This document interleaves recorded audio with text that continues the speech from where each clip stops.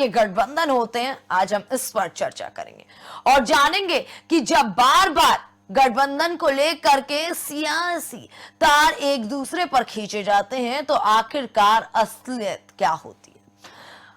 गठबंधन होता है, फिर चुनाव के बाद गठबंधन टूट जाते हैं और शायद अगले चुनाव में नए गठबंधन बन करके सामने आते हैं। लेकिन जब इतना शॉर्ट टर्म, तो आखिरकार इसका आधार क्या, किस आधार पर ये चुनावी समीकरण में गठबंधन होते हैं और टूटते हैं, आज हम इस पर भी चर्चा करेंगे। आखिरकार जब लगातार गठबंधन को लेकर के तमाम तरह की खबरें और तमाम तरह के स्टेटमेंट सामने आते हैं, बयान सामने आते हैं, तो फिर यह कहना कहां तक उचित है कि गठबंधन पूरी तरीके का आखिरकार असल में आधार क्या है। खैर, इस पर हम चर्चा करेंगे और जानेंगे कि क्या है असल मुद्दा। विकास जी, जी, जब बात गठबंधन की होती है तो लगातार सभी पार्टियां इसका इस्तेमाल करती हैं। क्या माना जाए, क्या है ये बनते बिगड़ते समीकरण का आधार बीजेपी के लिए क्या होता है? देखिए, भारतीय जनता पार्टी ने केवल एक बार जो सत्ता का स्वाद चखा था अटल बिहारी वाजपेयी जी की सरकार में, जब पूर्णकालिक हमने सरकार बनाई थी, 5 साल चलाई थी। उससे पहले 13 दिन की सरकार का हमारा कड़वा अनुभव रहा और उससे पहले 13 दिन की सरकार का जो हमारा कड़वा अनुभव रहा, वो ये दिखाता है लोकतंत्र में कई ऐसे वाक्य हैं जहाँ देखा गया है कि गठबंधन की सरकारें बहुत ज्यादा समय तक चली नहीं है, चाहे बीपी सिंह की सरकार रही हो और चाहे उससे पहले की जनता दल की सरकार रही हो। तो ये एक देखा गया है कि बहुत ज्यादा लंबे समय तक या अच्छी तरह से ये सरकारें काम नहीं कर पाई हैं। कहीं ना कहीं गठबंधन जो है वो एक श्रेणी है दिव्यांगिता की, राजनीतिक दिव्यांगिता की। सरकार दिव्यांगिता के मोड में काम करती है और बहुत हद तक, जैसा कि अभी सारे प्रवक्ताओं ने कहा है कि बहुत हद तक गठबंधन में जो दल होते हैं उनकी अपनी महत्वाकांक्षाएं होती हैं, उनके अपने पर्सनल, प्रोफेशनल, पॉलिटिकल एजेंडे होते हैं, वो उनको लेकर के सरकार के ऊपर गाये बगाए दबाव भी बनाते रहते हैं। तो मुझे लगता है कहीं ना कहीं ये सारे विषय एक साथ आकर के इकट्ठा हो जाते हैं जब गठबंधन की बात आती है। लेकिन उसके बावजूद भी श्रद्धेय अटल बिहारी वाजपेयी ने 27 दलों की सरकार का गठबंधन बनाया एनडीए के रूप में, और जिसका सफलतम कार्यकाल 5 वर्ष का पूरा किया, जो भारत के राजनीतिक इतिहास में सबसे बड़ा राजनीतिक गठबंधन की सरकार थी। तो ये भी हमने करके दिखाया। हमने गठबंधन में भी सरकार बखूबी चला करके दिखाई और बड़े ऐतिहासिक निर्णय भी लिए, जिसमें पोखरण का परमाणु परीक्षण हो, चाहे ऐसे बड़े विशाल निर्णय भी अटल जी की सरकार ने लिए गठबंधन की राजनीति में होने के बावजूद भी। लेकिन अब इसके एक दूसरा भी पहलू है। गठबंधन मुझे लगता है 2 तरीके के प्रकार से संभव हो सकता था। राजनीति में दोनों ही चीजों के अलग अलग मायने हो सकते हैं, विश्लेषक उसका अलग अलग आकलन करें। लेकिन एक होता है कि चुनाव से पहले गठबंधन और एक है चुनाव के बाद का गठबंधन। इन दोनों ही गठबंधनों में बेसिक डिफरेंशिएशन ये होता है कि चुनाव से पूर्व का गठबंधन, जो एक आम बोलचाल की भाषा में कहें तो मेरे हिसाब से वो नैतिक गठबंधन की श्रेणी में हम उसे रख सकते हैं, हम उसको कर सकते हैं। लेकिन चुनाव के बाद का गठबंधन, उसे हम सब एक नाम देते हैं जोड़ तोड़ की राजनीति का। तो ये भी कहीं ना कहीं एक पहलू रहता है जब गठबंधन की बात होती है। लेकिन एक बात आप समझिए कि 2010 के बाद से राजनीतिक परिवेश में इतनी जबरदस्त रूप से अमूलचूल बदलाव आए हैं।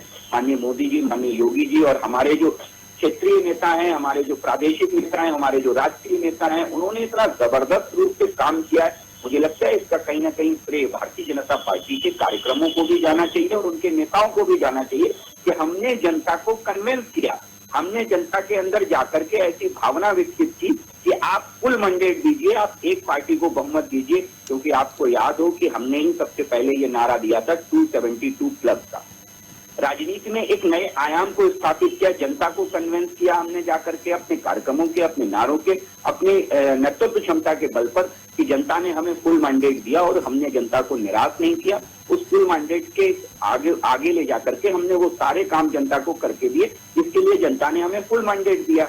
अब कहीं ना कहीं आजकल के इस राजनीतिक परिदृश्य की बात आ जाए, आजकल का राजनीतिक परिदृश्य, कई बार राजनीतिक दल जो नवोदित राजनीतिक दल होते हैं वो एक काम करते हैं इस राजनीतिक समर में, वो अपने आप को कहीं ना कहीं उस फिगर जो राजनीति में सरकार बनाने का फिगर होता है, सरकार बनाने और बिगाड़ने का खेल होता है, उसमें अग्रणी भूमिका में आ पाए, इसलिए भी वो चुनाव पूर्व गठबंधन करके कभी महागठबंधन की बात हो, कभी थर्ड फ्रंट की बात होती है। तो इस तरीके के रूप में भी राजनीतिक दल अपनी उपयोगिता सिद्ध करने के लिए भी गठबंधन करते हैं। और लेकिन ये मुझे लगता नहीं है कि बहुत ज्यादा उपयोगी साबित हुए हैं।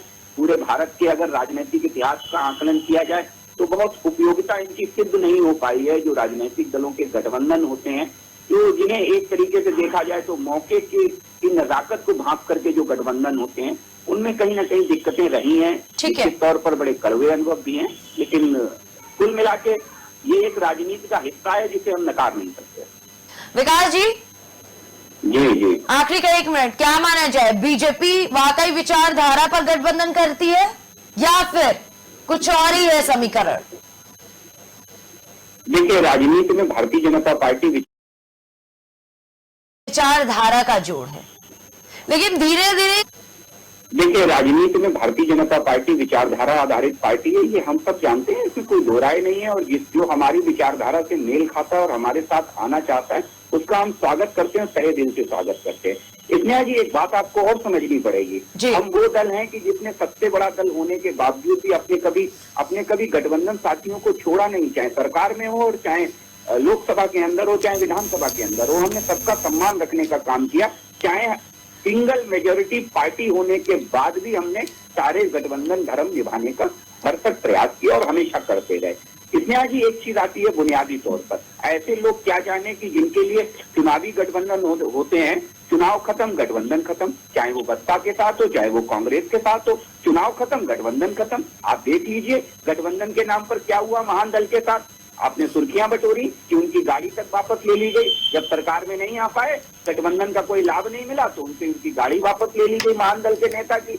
तो इस तरीके की ओछी हरकत करने वाले लोग, गठबंधन का भी अपना एक धर्म होता है, तो गठबंधन का धर्म जो निभा नहीं सकते हैं वो केवल चुनावी गठबंधन करके उन्हें छोड़ देते हैं। और ये स्वार्थ के गठबंधन होते हैं जो लंबे समय तक नहीं चलते। भारतीय जनता पार्टी ने 30-30 साल गठबंधन का धर्म निभाया, चाहे अकाली दल हो चाहे शिवसेना हो।